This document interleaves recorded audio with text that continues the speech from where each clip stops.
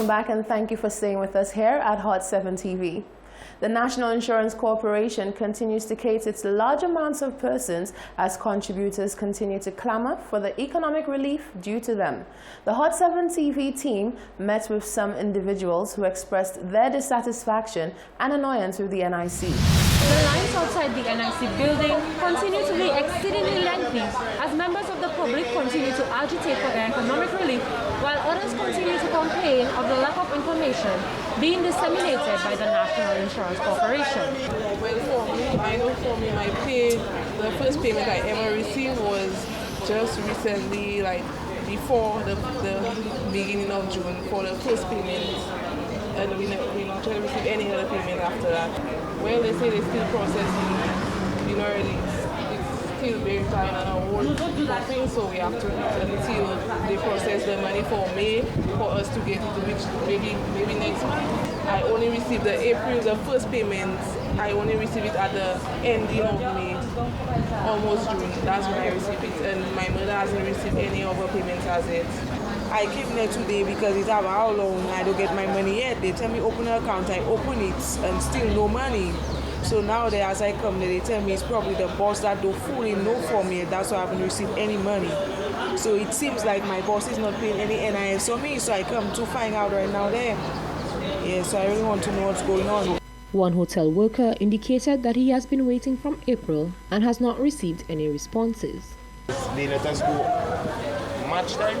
After match day in March, so around April. And to this date, you haven't received nothing. So I just come and rectify what's going on. So Johnny, you're feeling, how are you taking care of yourself? I mean, 10 months. Well, my boss, it is what it is there. You just have to make something happen. But I find there should be more, they should be able to give people that sensitivity, because it's not like we have anything extra to back up on. Some of us renting, we have to pay for our house, still pay for food, them kind of thing. So if them people just have a little $500 for citizens, they're supposed to be able to give that already and finish that. He says the corporation needs to do better and at least set up communication channels between contributors and the NIC. At this point, I'm going to let people know when, if there's a delay or when we can expect to get the money and things. So there's how people in suspense, like they don't know what's going on, and then we have to leave our home and come here. Try and call them, sometimes we're not even getting them because I try calling to already, I never get them. So that's why I come there this afternoon to see if I can know what's going on, so I can know when I will get something. Many efforts were made to contact officials at the National Insurance Corporation. However, they all proved futile. Reporting from outside the NIC building, I am Jenny Gonzalez. St. Lucians are being reminded that they should stay on their guard and to not fall into the comforts of complacency when dealing with COVID-19. Chief Medical Officer Dr. Sharon Belmar-George tells us why. As of June 9, 2020, the World Health Organization reported a total of 7,039,918 confirmed cases of COVID-19 globally, with 404,396 deaths. Within the region of the Americas, there was a total of 3,366,251 cases. On June 10, 2020, the Ministry of Health and Wellness received the results of the COVID-19 tests which were conducted this week. All of the 60 samples which returned were negative. To date, St. Lucia has recorded a total of 19 confirmed cases of COVID-19. 18 of those cases have fully recovered. The last case was a repatriated cruise national and was recorded on June 4, 2020. We have conducted a total of 1,264 tests to date. The Ministry of Health and Wellness, we caution St. Lucians not to become complacent as it relates to adhering to the physical distancing and the infection prevention and control measures. St. Lucians are asked to avoid participating in large social gatherings and to remain vigilant and continue taking the necessary precautions. By doing so, we can all play a significant part in protecting the lives of our families, friends, and the most vulnerable population. The Ministry of Health and Wellness, we remind the public that we anticipate new cases and therefore we must comply with the guidelines established in order to reduce any possible transmission of COVID-19. The support of every citizen is required in maintaining the recommended infection prevention and control and physical distancing measures. We encourage everyone to continue sanitizing your hands by hand washing and the use of alcohol-based hand sanitizer, to wear your homemade mask while undertaking daily activities out of home, and to maintain the required 6-foot distance. Also, be sure to cover your mouth and nose when coughing and sneezing. The Ministry of Health and Wellness, we will continue providing regular updates on COVID-19. In solidarity with actions taken around the world by marginalized communities to seek equality for people of color, the St. Lucia Black Lives Matter Committee will host a peaceful demonstration this week. Members spoke out against the argument that St. Lucians ought not to involve themselves in matters of the USA, underscoring that the issue of police brutality and the absence of justice for its victims are issues of relevance in St. Lucia. The St. Lucia Black Lives Matter Committee will stage a peaceful protest at the Constitution Park on Friday, June 12th. Committee member Aaron Alexander says this is an effort of the committee to show solidarity with developments in the Black Lives Matter movement around the world. And we believe that we should show solidarity with our black brothers and sisters in America right now. And I know people talk about state of emergency and all these things, but at the end of the day, the people's emotions, the people's outcries cannot be muzzled. You know, we cannot suppress the people. Let the people express themselves. And we have to ensure that what we're doing is peaceful and it does not break any kind of laws in terms of looting and so on. We totally condemn these kind of things because burning and looting, it benefits no one at the end of the day. Alexander underscored that a number of cold cases where blood had been spilled by police officers still remain without justice. He believes that this signifies a level of police brutality locally. We know in St. Lucia we have our own cases of police brutality. We have cases of Shaka Dan Daniel. Up to now, no justice for Shaka Dan Daniel.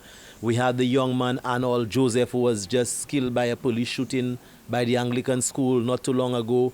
So, you know, we have issues of police brutality here in St. Lucia. And it's almost as if in America, you have the black people fighting racism. And even in St. Lucia, I being a Rasta man, we face discrimination all the time and oppression all the time.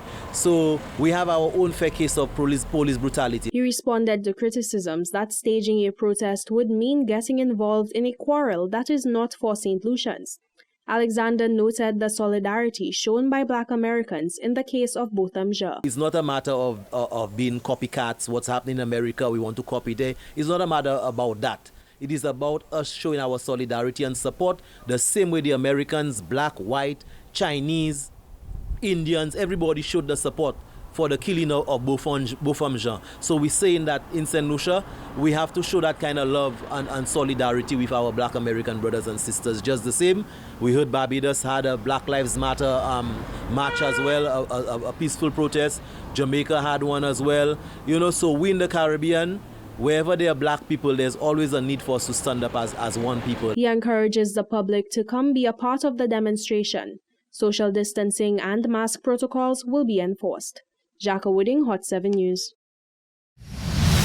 Soufrière native and endorsed candidate for the St. Lucia Labour Party in the Soufrière Fossajac constituency, Emma Hippolyte, in collaboration with the Soufrière Leve Aide group, organized the telethon which took place on May 24th. 2 weeks later, the funds raised from the initiative were used to supply some 600 unemployed single mothers in Soufrière and its environs with grocery items and vouchers. Genevieve Gonzague spoke with Hippolyte on the success of the telethon and distributions of the relief packages.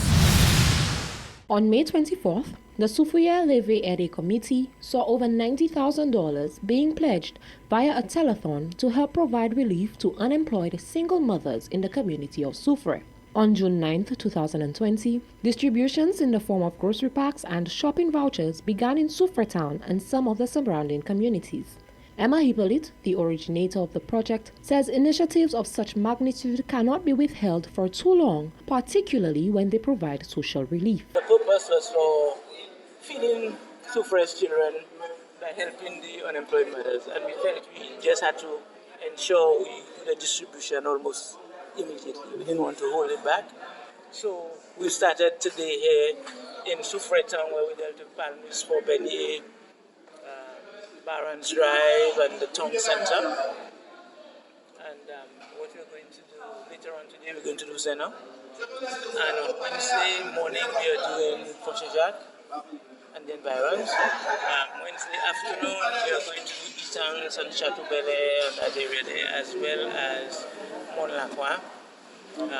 Thursday is a holiday, but on Friday, God willing, we will go up to Tom. People Lead says this initiative supported farmers and local grocery stores as eggs were bought, and the vouchers will be redeemable at about 3 different shops in Soufrière. She says during such unprecedented and difficult times, persons need to band together and be there for each other. Hippolyte addressed concerns about her involvement in such a project is just for political mileage. She says she is not bothered by persons who spew such accusations, as she and the Leve Ede community are well aware that the only agenda is to push for change in the Soufrière community. You will always get persons trying to bring a political twist, but Emma Hippolyte will not allow these persons to prevent me from doing what I think is a community project. On the 23rd of April, when I was having my breakfast, and I got the message saying, you're having your breakfast now, but there are a lot of people who do not have breakfast. I knew I had to act. That was on the 23rd of April. And on the 24th of April, almost 1 month to the day, you had a virtual telephone. Right?